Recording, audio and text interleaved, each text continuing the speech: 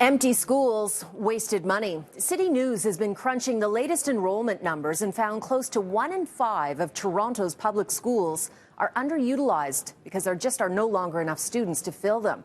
It's costing millions and comes at a time when both the TDSB and the province are eyeing the possibility of school closures. We cannot keep the status quo.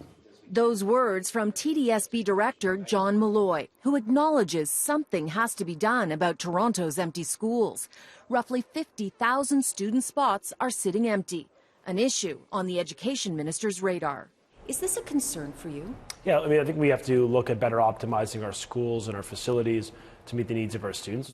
This map shows all the schools in the TDSB that are at 65% capacity or less. A startling 1/3 of secondary schools are under capacity. That's the equivalent of 20 high schools. The ones with the most empty seats, Drury at 24% capacity and Maplewood at 27%. Both are schools for special needs students. Then there's George Harvey. It can hold 1,500 plus students but only has 539. Putting it at 35% capacity. Central Etobicoke, 35% capacity, and Central Tech, 37% capacity. And sometimes the underutilized schools are close to each other. Take York Memorial. When it was gutted by fire last year, the entire school population fit into George Harvey, which is just a few blocks away. Undercapacity schools have been a problem in Toronto for years due to declining enrollment and shifting demographics.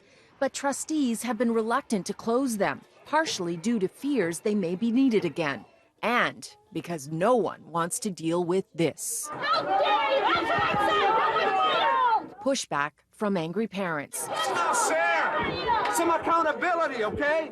But there is an argument in favor of shutting underutilized schools. The TDSB says students don't get the same variety of course selection as schools with larger student populations.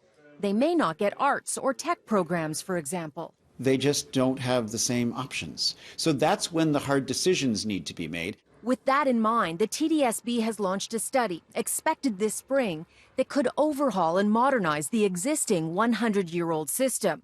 But school closures are all but inevitable. The goal will be that we put forward a plan that shows our communities how we wish to provide greater access, but it means in fewer sites. We've got to do this, even though change is hard. One argument against closing schools is that the population is growing. That's true, but with smaller families and the high cost of living in Toronto, the TDSB is predicting only modest growth in the student population. But even if the TDSB wanted to close a school tomorrow, they can't because there's a provincial moratorium on school closures. But maybe not for long. Coming up, I'll talk to the Education Minister about that. And there are a lot of schools that are over capacity. And this is a map of every school. One of the elementary schools here, it's at 231%. Now, if you want to see what your school is, just go to our map, hit it, and all the stats for your school will come up. And for all the schools under and over capacity, go to citynews.ca and you can scan the code on the bottom of your screen with your phone camera, and it will take you right to our website, and you can get the full story yourself. Earlier in the show, I told you how millions of dollars are being wasted on underutilized schools in Toronto. Close to 20% are under capacity and 50,000 spaces are sitting empty. But right now, the TDSB can't shutter any underutilized schools because the province has a moratorium on closures until it completes a review. After talking with the Education Minister, it seems closures are inevitable once it's done. Look, there's got to be a credible pathway to closing schools. Underutilized schools are a concern right across the province. In Toronto, close to 1 in 5 TDSB schools are at 65% capacity or less. The unused space takes money away from fixing crumbling schools or building new ones in high-growth areas.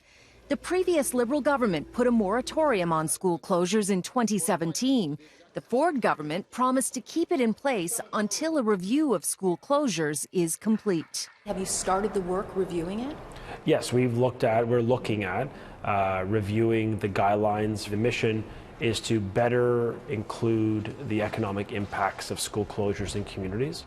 But there may be creative solutions instead of closures. In Toronto, some of its under-enrolled schools are sitting on land that is worth tens of millions of dollars. Take Central Tech, which sits on a large property near Bathurst and Bloor. The building has a lengthy critical repair backlog and is at 37% capacity. Could the North Toronto model work there? Several years ago, the TDSB sold less than an acre of that school's property to a developer who built 2 condos on its land, and a new school was built with the money, incorporating some of the original building that was old and crumbling. Do you think that that's something that should be examined in Toronto at certain locations that have historical significance, for example, but are underused and in bad need of repair? Yeah, I think that model is effective. It can work.